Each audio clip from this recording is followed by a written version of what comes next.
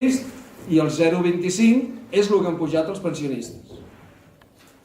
Amb aquesta situació, amb l'experiència que té amb economia i amb el tema així de lo que són drets socials, Miren Chezarreta, li passarem la paraula i després farem un debat, preguntes, opinions de tots. Si us sembla bé, comencem. Bueno, doncs, bona tarda a tothom i penso que després de veure aquest vídeo o pel·lícula o el que sigui, doncs hi ha tantes coses a comentar i a parlar que a mi, almenys, que havia vingut preparada per a parlar de pensions, em fa una mica de pena parlar de pensions perquè tenim tota aquesta pel·lícula que també s'apresta a dir moltes coses. Aleshores, aprofitant que ens deixen parlar, doncs jo diré alguna cosilla sobre la pel·lícula, si em deixeu, perquè em deia el Pep, i té raó, que podem parlar de pensions perquè les pensions és el final de tota aquesta història. Aquesta gent que ha treballat tant tindrà una pensió, ja veurem què pensió tindrà. Però me vaig...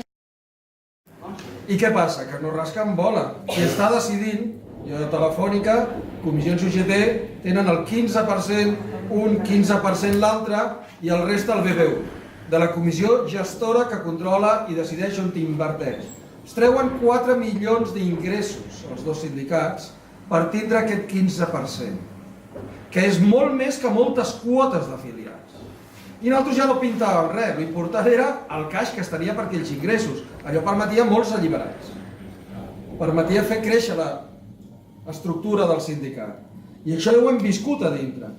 Y me recuerdo pues, que la Anguita no votó el Pacto de Toledo, la Nines Maestro tampoco, el Felipe Alcaraz tampoco, y eran unos cuantos diputados que se quedaron en minoría dentro del Parlamento, pero el titular era tots els partits estan d'acord amb el Pacte de Toledo. I ens venia en la moto, junt amb allò, que ara les pensions es revaloritzaran segons l'IPC. Ja heu vist com s'ha acabat fa 3 anys. Ja s'ha acabat. Però ens van vendre aquella moto. Feu fondos de pensiones complementarios, podréis vigilarlos, tendréis algún representante en minoria, perquè la majoria sempre el tenen els bancs, però el truc estava amb això que deia ella.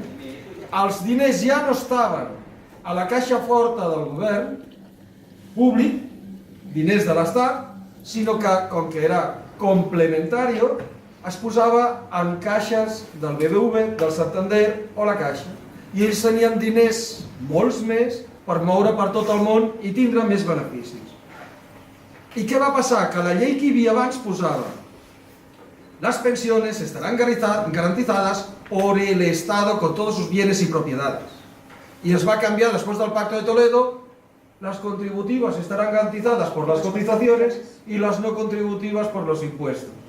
I amb aquest canvi de llei ens van fer una separació comptable que és a partir d'aquí on s'han vengut la moto de que no hay suficientes cotizantes i el que importa és el PIB, si produïm el doble que abans, com deia ella, des dels 70 i pico que es diu, fins ara produïm el doble, més que el doble, com és que ens diuen que no hi ha? Doncs aquí és una gran redistribució de la riquesa d'aquesta. Jo me'n dono compte que sí que hi ha alternatives.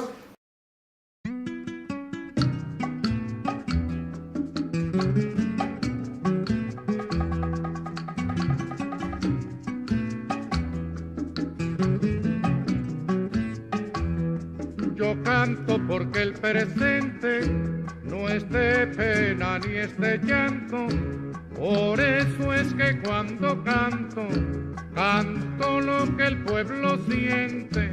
Soy del pueblo, pueblo soy, y a donde me lleve el pueblo voy.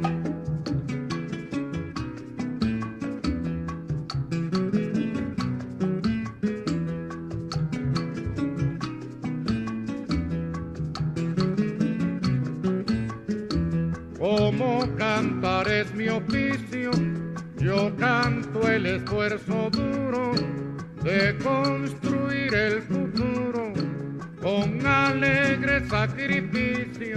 Soy del pueblo, pueblo soy, y a donde me lleve el